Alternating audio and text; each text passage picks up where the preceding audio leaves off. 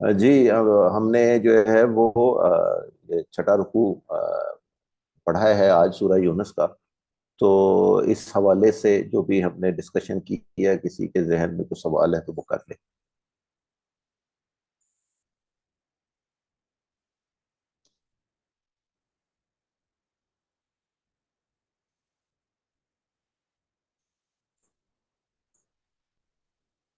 سر ایک چھوٹا سا سوال ہے. جو آخری آیت پڑھی جی نا جی. اس میں وہ کافی کہہ لیں کہ امید افزا آیت ہے. اس میں شک ہوں نہیں کہ اللہ انسانوں کے ساتھ فضل کا معاملہ کرنے والا ہے، لہٰذا لیکن ان میں سے اکثر شکر ادا نہیں کرتے. جس کو ہوں میں اس طرح سے سمجھ رہا ہوں کہ جو ہے وہ انسان کو بہت زیادہ پریشان نہیں ہونا چاہیے، اور اللہ تعالیٰ کے جو ہے رحمت کے اوپر جو ہے وہ آدمی کو امید رکھنی چاہیے، اللہ تعالیٰ کی رحمت کی، اور اس کا شکر ادا کرتے رہنا چاہیے. یعنی کہ جو غلطیاں ہوتی ہیں بالکل. انسان سے، انسان جو پریشان ہوتا ہے، تو اللہ تعالیٰ نے یہ ایک طرح سے جو ہے وہ ہمیں بتایا ہے کہ بھی تم جو ہے وہ تمہارے اوپر جو ہے اللہ تعالیٰ فضل ہی کرے گا. بالکل ٹھیک آپ نے نتیجہ نکالا ہے. اور اس میں کوئی شک نہیں ہے کہ اللہ تعالیٰ جو ہے وہ اس قرآن حکیم میں بہت ساری جگہوں کے اوپر اس نے یہ بات بتا دی ہے کہ دیکھو میں کوئی ایسی خوفناک ہستی نہیں ہوں معاذ اللہ، کہ مجھے لوگوں کو سزا دینے کا بھی کوئی شوق نہیں ہے.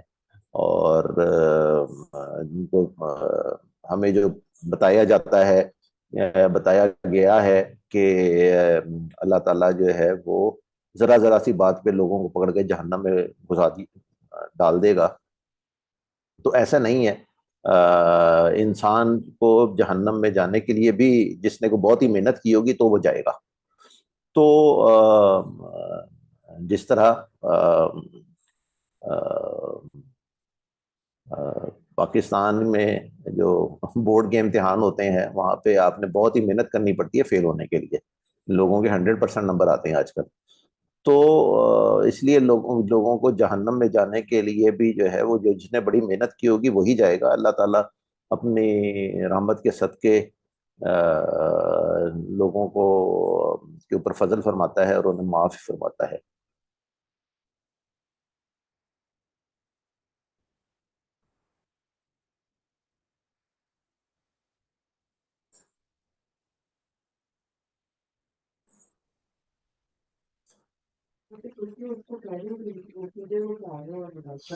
یہ سہیل جی صاحب کی ایک سوال آیا ہے کہ قرآن سے لوگ جسمانی بیماری کا علاج کا دعویٰ کرتے ہیں، وضاحت کر دیں. میں نے جیسے عرض کیا تھا کہ لوگ یہ ٹھیک ہے کہ قرآن حکیم سے جسمانی بیماریوں کا علاج ہوتا ہے، اور شاید ہی کوئی بیماری ہو جس کا علاج نہ ہو سکتا ہو. جس کو اللہ تعالیٰ نے یہ علم دیا ہو کہ قرآن حکیم کی کون سی آیات پڑھ کے اگر دم کریں تو اللہ تعالیٰ شفا عطا فرمائے گا، تو ایسے ہوتا ہے. لیکن جو ہے وہ یہ اس کا ایک ایڈیشنل فائدہ ہے قرآن حکیم کا. قرآن حکیم کو ہمیں ہمارا کانسیپٹ بالکل کلیئر ہونا چاہیے کہ قرآن حکیم ہدایت کی کتاب ہے، اور اس کے اندر اس کی وہ کوالٹیز ہیں جو کہ آج ہم نے پڑھی ہیں، کہ یہ نصیحت ہے، یہ دلوں کے لیے شفا ہے، اور ہدایت ہے اور رحمت ہے. یہ 4 کوالٹیز آئی ہیں. تو یہ اس کا بیسک پرپز ہے، جو اس کا بنیادی مقصد ہے وہ یہ ہے.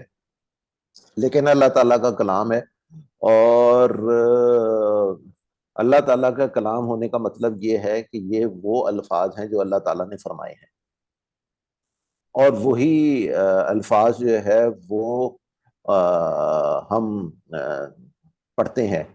یعنی ہم بھی اپنی زبانوں سے وہی الفاظ ادا کرتے ہیں جب قرآن حکیم کی تلاوت کرتے ہیں جو اللہ تعالیٰ نے فرمائے تھے.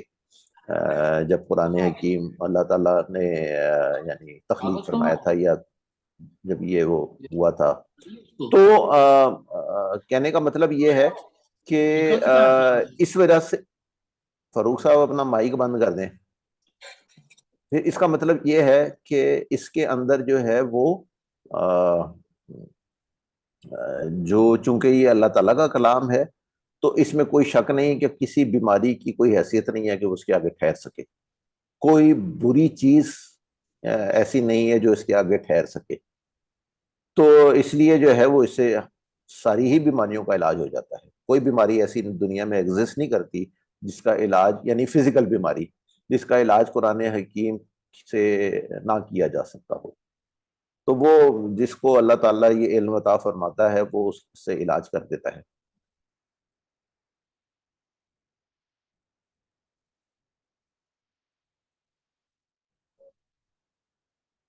جی. سر ایک ضمنی کسی اور؟ سوال ہے اسی سے متعلق، اسی سوال سے ہاں متعلق، ہاں. کہ وہ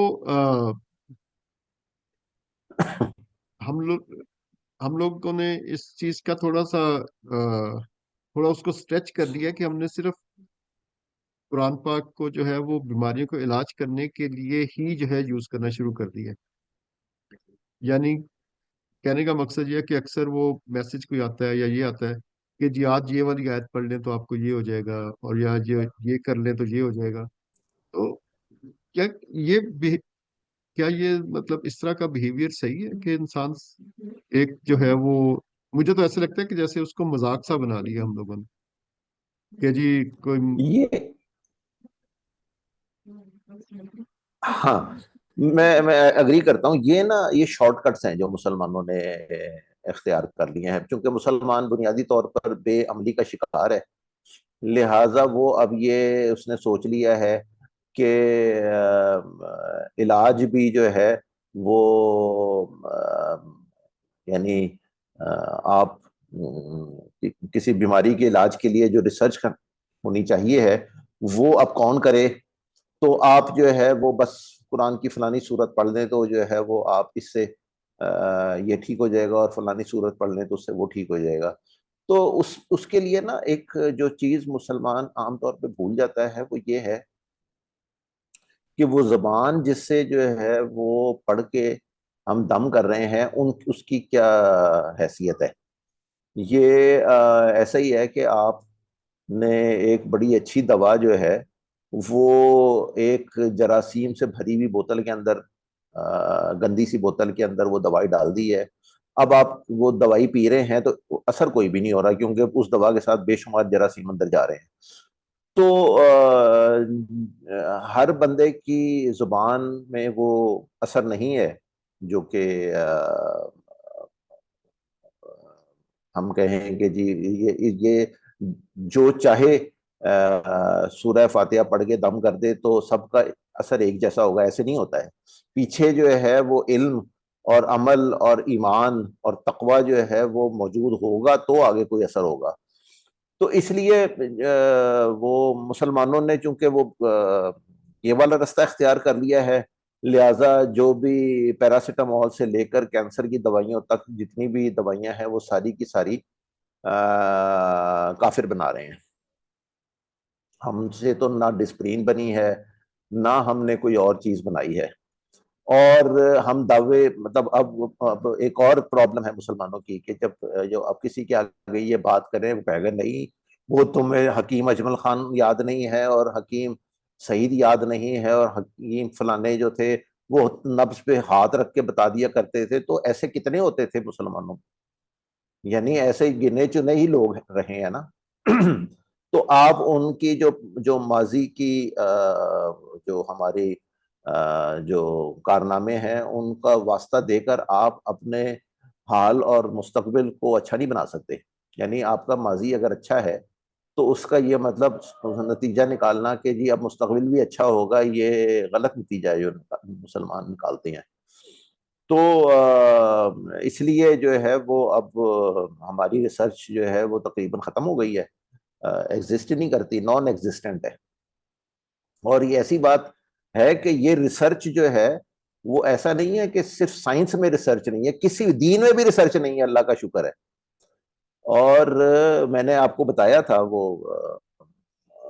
مولانا مودودی کا قول جو ہے، مولانا مودودی نے یہ بات نہ کہیں 1960s میں کہی تھی کہ جو ہے وہ مسلمانوں نے دین کو سمجھنا بھی چھوڑ دیا ہے. یہی وجہ ہے کہ اجتہاد ختم ہو چکا ہے پوری مسلم امہ کے اندر سے. بالکل صحیح بات ہے یہ. تو مسلمانوں نے ریسرچ جو ہے وہ دین میں بھی چھوڑ دی ہے اور دنیا میں بھی چھوڑ دیا ہے. تو اب ان ٹونے ٹوٹکوں میں پڑے ہوئے یہ سب جو ہے نا یہ دل کی تسلیاں ہوتی ہیں، ہوتا ہوا تھا کچھ بھی نہیں ہے. اگر اس طرح سے علاج ہوتے ہوتے تو پاکستان میں ہسپتال نہ بھرے ہوتے. مطلب ہر ایک کے پاس گھر میں قرآن حکیم ہے، وہ پڑھ پڑھ کے دم کر دیا کرے تو وہ سارے مسائل کا حل ہو جائے، تو ایسے تو نہیں ہوتا نا. جی میرا بھی اسی بارے میں یعنی کوشچن سمجھ لیں یا جسٹ ڈسکشن سمجھ لیں کہ بھائی وحید کا سوال تھا کہ ہر بندہ قرآن پاک پر. میرا دوسری طرف ہے، میں یہ کہتا ہوں کہ کچھ لوگ یہ کہتے ہیں کہ بھئی چاہے آپ جو مرضی دم کر لیں، جو پیناڈول سے سرٹیفائیڈ ہے کہ اس سے فرق پڑ جاتا ہے، یا اپینڈکس کا درد ہوا ہے تو آپ کو جا کے سرجری کروانی پڑتی ہے اس وقت. یہ یعنی قرآن میں یہ تو پاسبلٹی ہے، لیکن جیسے آپ نے فرمایا کہ بھئی دم پڑھنے والا کیا اس کے پیٹ میں کبھی حرام لقمہ نہ گیا ہو، کسی کا حق نہ مارا ہو، اس بندے کی دعا اور عام بندے کی دعا میں فرق تو ہوگا. تو اس لیے قرآن کو پیش کرنا اس طرح کہ یہ بیماریوں، جسمانی بیماریوں کا بھی جو ہے نا علاج ہے اس پہ میرا تو خیال ہے کہ سائلنٹ ہی رہنا چاہیے، اس کو تو کہنا ہی نہیں چاہیے، کیونکہ ہم کوئی سائنس کی طرح اس کو پروو تو نہیں کر سکیں گے. یہ تو اس میں تو بہت ہی بیک گراؤنڈ ہے کہ اگر فرق پڑے گا تو کیسا بندہ ہو جو دعا کرے گا جس کے منہ سے نکلے گی کوئی اچھی بات. یا تو لہٰذا ابھی تک تو یہی ہے کہ بھئی جو سائنس نے ترقی کر لی انسان کے جسم کو دیکھ کے، جو دوائیاں بنائی ہیں ان سے فرق پڑتا ہے. ٹھیک ہے موت تو آئی جاتی ہے لیکن ان سے ہی فرق پڑتا ہے. اچھا، یہ اس کے اوپر جو ہے نا میں چونکہ میرے اپنے ایکسپیرینس ذرا ڈفرینٹ ہے، تو میں تو یہ اس لیے جو ہے نا میں یہ کہوں گا کہ یہ دونوں باتیں ہیں. یعنی میں نے اپنے ایک بہت ہی قریبی عزیز کو جنہیں کینسر ہو گیا تھا، ان کو جو ہے وہ ایک ایک ایک صاحب جن کو اللہ تعالیٰ نے یہ علم دیا ہے کہ وہ قرآن حکیم میں سے کچھ پڑھ کے دم کرتے ہیں کینسر کے علاج کا، تو میں نے اس بندے کو ٹھیک ہوتے بھی دیکھا ہے، اپنے آنکھوں سے جو ہے نا وہ سارا پروسیس دیکھا ہے. تو کہنے کا مطلب یہ ہے کہ دونوں باتیں اپنی جگہ درست ہیں، لیکن وہ بندہ جس کا میں ذکر کر رہا ہوں وہ آپ کو پورے پاکستان میں ایک یا دو ہی ملیں گے اس طرح کے بندے. تو اس طرح کے بندہ جو ہے نا چونکہ ایگزسٹ نہیں کرتے اس لیے کوئی اثر وسر نہیں ہوتا. تو اس کو ہم 100% نگیٹ نہیں کر سکتے، کم از کم میں نہیں کر سکتا، کیونکہ میں نے تو اپنی آنکھوں سے دیکھا ہوا ہے. اور ایک سے زائد مواقع کے اوپر جو ہے وہ میں اپنی مثال آپ کو دیتا ہوں اس کی کہ جی میں گیا آئی اسپیشلسٹ کو دکھانے کے لیے، یہ آج سے کوئی سال پہلے کی بات ہوگی. تو اس نے کہا کہ جی آپ کے نا وہ ہے سفید موتیا اتر رہا ہے، کیٹریکٹ جو ہے، اور اب آپ جو ہے نا وہ 3 مہینے بعد آئیے گا، کیونکہ یہ بہت زیادہ سخت ہو جائے تو پھر مسئلہ ہو جاتا ہے. تو ہم اس کو وہ خاتون ڈاکٹر ہیں تو میں اس کو جو ہے وہ مانیٹر کرتی رہوں گی، اور جیسے جیسے یہ ڈیولپ ہوگا اور پھر جب یہ وہاں پہنچ جائے گا تو میں اس کا جو ہے وہ اس کا آپریشن ہو جائے گا. میں کہا جی ٹھیک ہے. تو میں کو اس سے وہ کیٹریکٹ سے کوئی خوف تو نہیں تھا، تو میں نے جانا شروع کر دیا وہاں 3 مہینے کے بعد. اچھا ان دا مین وائل جو ہے وہ اب ایک دفعہ گیا، انہوں نے کہا ہاں جی ٹھیک ہے لیکن ابھی پوری طرح ڈیولپ نہیں ہوا ہے، تو اب آپ جو ہے وہ پھر آئیے گا، دیکھیں لیٹ نہ ہوئیے گا، یہ سخت ہو گیا تو بڑا مسئلہ ہو جائے گا یہ وہ. ان دا مین وائل جو ہے وہ مجھے موقع ملا تو میں ایک جن صاحب کا میں نے ذکر کیا ان صاحب کے پاس تو نہیں، لیکن ان سے ریلیٹڈ ایک صاحب کے پاس میں گیا اور میں نے کہا جی وہ اس طرح سے ہے. انہوں نے کہا جی 2 دن انہوں نے مجھے بلایا، دم کر دیا. اس کے بعد سے لے کر آج تک وہ میں جب گیا ہوں اس کے پاس تو اس نے کہا جی وہ تو اب تو کیٹریکٹ آپ کا ہے ہی نہیں، ایگزسٹ ہی نہیں کرتا. تو اپنے ایکسپیرینسز بھی ہیں میرے، تو میں اس کو 100% نگیٹ نہیں کر سکتا، لیکن میں نے جیسے کہا کہ یہ نا اس طرح کے آپ کو پاکستان میں ایک یا دو بندے ہی ملیں گے جو کہ جن کو اللہ تعالیٰ نے یہ جن کے جیسے آپ نے کہا کہ جی اس حرام لقمہ نہیں کیا اس کے پیٹ میں اور اس نے کسی کا حق نہیں مارا، تو ایسے تو بہت ہی تھوڑے لوگ ہیں اور ان کے پاس وہ علم بھی ہے. تو اس لیے وہ ایک ایکسیپشنل کیس ہے. جنرلی کیا ہے کہ آپ کو بیماری ہو تو آپ جو ہے وہ ڈاکٹر کے پاس جائیں اور اس سے علاج کرائیں. اور جن لوگوں کا میں ذکر کر رہا ہوں، جن صاحب کا میں نے ذکر کیا ہے، وہ خود بھی یہی کرتے ہیں کہ جب وہ بیمار ہوتے ہیں تو وہ اسپتال ہی جاتے ہیں، ڈاکٹر کے پاس ہی جاتے ہیں. تو وہ یہ تو سنت ہے کہ آپ نے علاج کے لیے ڈاکٹر کے پاس جانا ہے اور اس کے لیے تو یہ تو صرف جو ہے وہ ایک آپ یوں سمجھیں کہ چونکہ اللہ تعالیٰ کا کلام ہے اور اس کا ایک اعجاز ہے، تو وہ اس کو آپ نگیٹ نہیں کر سکتے. لیکن ہاں وہ اس کو آپ بے عملی کے لیے کا بہانہ نہیں اس کو بنانا چاہیے ہے. اور جیسا علاج جو ہے نا وہ جب سر میں درد ہو تو آپ کو پیناڈول کھا لینی چاہیے، تو بالکل آپ کو کھانی چاہیے. آپ اس کے لیے دم نہیں تلاش کرنے چاہیے. آپ کی بات بالکل درست ہے کہ یعنی آپ کا اپنا ایکسپیرینس ہے، لیکن جس طرح ہے نا کہ ڈاکٹر ریسرچ کے بعد انہوں نے جو میڈیسن بنائی ہے اس کو پیش کرتے ہیں ایکسپیریمنٹ کے لیے، لیں جی یہ 10 بندے کھائیں تو 10 کے 10 کو اس کا فرق فیل ہوتا ہے، عمومی طور پہ یہی دیکھا جاتا ہے. لیکن میں یہی کہتا ہوں کہ ہم کو یہ نہیں کرنا چاہیے کہ ہم پیش کریں اور اس پر ہی ضد کرتے رہیں کہ بھئی قرآن نا وہ جسمانی جو ہے نا اس کا علاج بھی ہے، کیونکہ آپ اس کو اس کی ریسرچ میں جاگے کچھ پیش تو نہیں کر سکتے نا کہ بھئی یہ سہیل نے جو میسج لکھا بھی ہے، ڈاکٹر صاحب جو دل کا علاج کرتے رہے ہیں سورہ رحمان سے یا اس سے، لیکن کیا کسی انٹرنیشنل باڈی میں جا کے ہم یہ کلیم کریں کہ یہ ہماری ریسرچ ہے اور یہ سارے باقی چھوڑ کے یہ شروع کر دیں؟ کیا ہم پروو کر سکتے ہیں؟ تو یہ ہاں نہیں نہیں نہیں نہیں یہ نہیں کر سکتے، نہ ہی ہمیں کرنا چاہیے. ہاں جی یہ تو اس کام کے لیے، جیسے میں نے کہا قرآن مجید اس کام کے لیے نہیں آیا ہے. ہاں صحیح ہے، قرآن اس مجید کا کا مقصد ہی کچھ اور ہے. کہ آپ کو کلیم نہیں کرنا چاہیے کیونکہ ہاں یو کین پروو اٹ. اگر آپ کے پرسنل ایکسپیرینس ہے تو ہے، لیکن آپ پروو نہیں کر سکتے اس کو.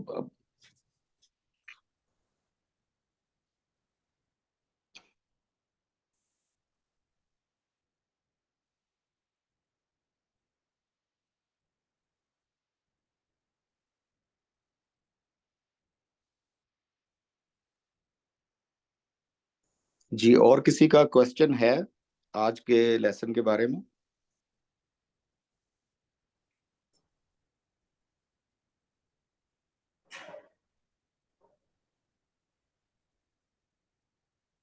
نہیں، سارے میں سمجھ آ گئی.